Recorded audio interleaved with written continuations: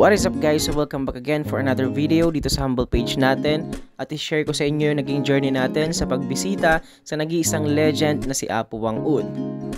Kung naghahanap ka ng mga travel agency or travel tour, pinapakilala ko sa iyo ang Clarita La Cuachera na talaga namang maasahan mo sa mga biyahe mo. 100% legit and affordable para sa'yo. Bibigyan ka pa ng kakaibang experience habang nasa biyahe at destination mo. Kaya ano pang hinihintay mo? I-search mo ng Clarita La Cuachera at i-book mo na ang susunod na biyahe mo.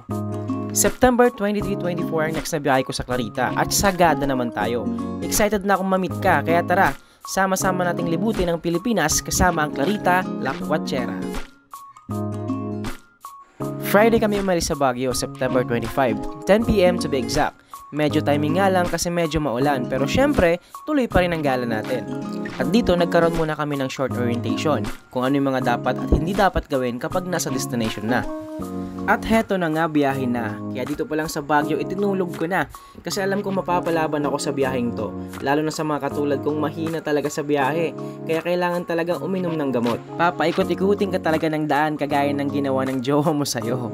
At finally, after 7 hours na paikot-ikot na biyahe, andito na kami sa Buscalan at thank God, nakasurvive ako. Pero wait, nakasurvive nga ba?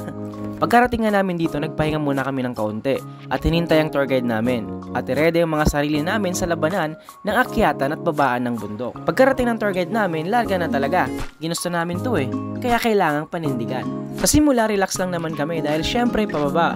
Pero naku po, kapag nakikita mo na sa taas pa ng bundok na to kami pupunta, parang gusto mo nang umuwi. Pero syempre, biro lang, wala naman tayong inaatrasan na galaan di nga. So ayun, naglakad na kami.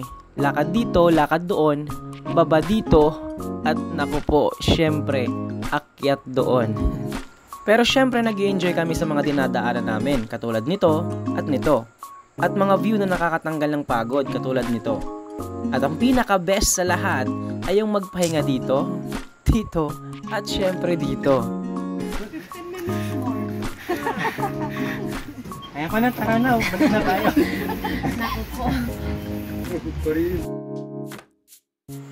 Pagkarating namin sa taas, halata namang di kami pagod.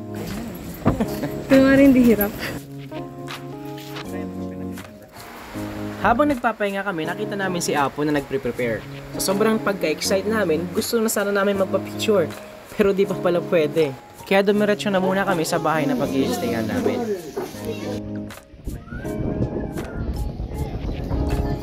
Habang nagpapahinga kami, binigyan nila kami ng kape. At hindi lang isang beses kasi unlimited ang kape nila dito. Mag-enjoy ka talaga lalo na kapag mahilig ka sa mga puro na kape katulad ko. Unlimited to, pag gusto nyo magsabi lang kaya mag-timpla sa baba. Go. Oh, I'm next. Oh, you went.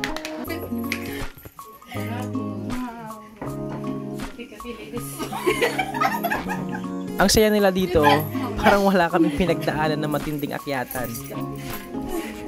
Dahil gutom na kami, magpe-prepare na kami ng pagkain. Pero parang tumayo lang naman ang naitulong ko dito. Moral support ba? Ayan, kainan mode na. Kunwari di gutom kaya nagpapahuli. Pero namamatay na pala sa gutom.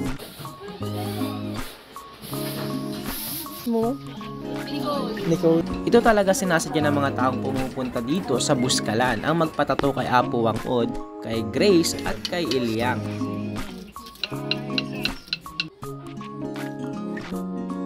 So, pumila na kami. I mean, yung mga kasama ko para makapagpatato na sila. Kasi kung hindi, abutan talaga kami ng isang linggo dito dahil sa sobrang dami ng tao. Ito pala yung mga design ng mga tattoo nila dito. At ayan na nga at bumuhos na naman ang malakas na ulan. Hindi na talaga kami tinigilan ng ulan. Mula Baguio hanggang dito sa Buscalan, umuulan talaga. So, ayan si ate, kinukulit pa rin talaga ako. Sayang naman yung inakyat mo. Dito naman na tayo. Nakita mo naman na si Apo kanina, di ba? Kung pinapanood man to ni Glory, at saka nagkatattoo si Ronald, ako yung may idea nun na pinilit ko siya, binayaran ko na yung tattoo niya, hindi naman na-refund ko.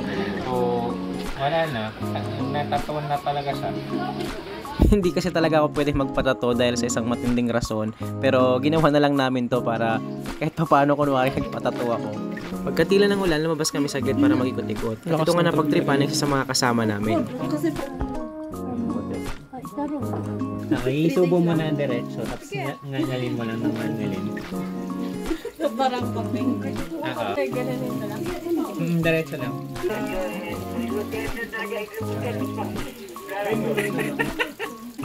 Para akong kambing.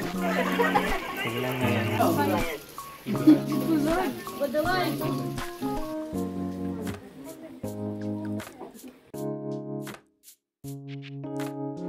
Dahil kakaibang trip ng mga kasama ko ngayon, talagang sinulit na ang paglalakad at pag-akyat ng mga bundok.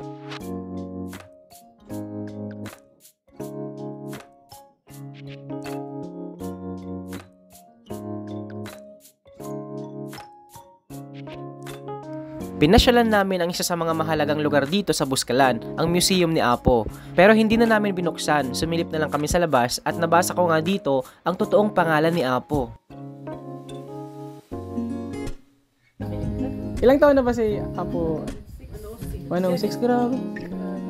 Ano kasi siya, hindi siya kumakain ng mantika. Tapos walang bitching. Ano lang, tubig. Yung iba, hindi nilalagyan ng asin. Dito habang nagpapahinga kami at nag-enjoy, nakipagkwentuhan na din kami kay Ate Ana about kay Apo at sa mga maraming pang bagay. Pero yung iba dito ay confidential na, kaya pasyalan mo na lang tong lugar na to para malaman mo kung ano yung mga pinag-usapan namin dito. Ayan, lakad na naman kami. Wala na talaga atang katapusan ng paglalakad na to. Papasyalan kasi namin yung isa sa mga falls nila dito. Pero wait, hindi ko pala natanong kung anong pangalan ng falls na to, kaya kung alam mo, i-comment mo na lang sa baba. Ingat lang sa paglalakad papunta sa falls kasi medyo matarik yung daan at baka mahulog ka sa maling tao.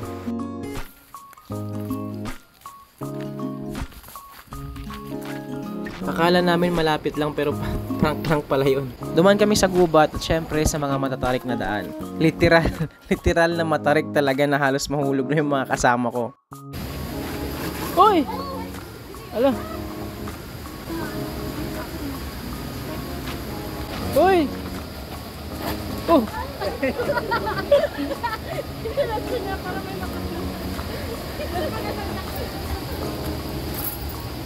At andito na nga kami sa falls, so ilang hakbang na lang pero... Oh, sige! Muntik pa nahulog si Chris. Nakuha ko! Ito yung maikling montage natin dito sa falls na to.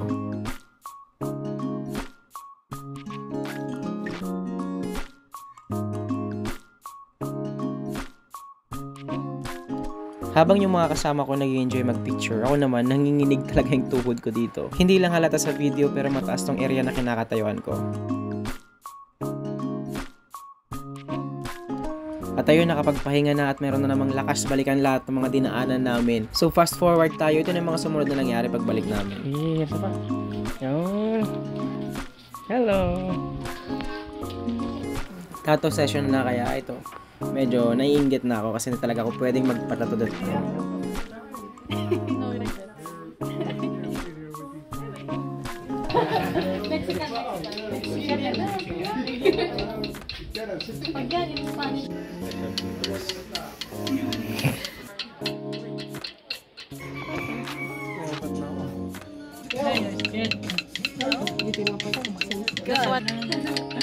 Para sabay day off. Gusto ko sana ipakita yung mga tattoo nila pero baka iba na naman tayo ni Facebook kasi may mga dugo kaya wag na lang muna.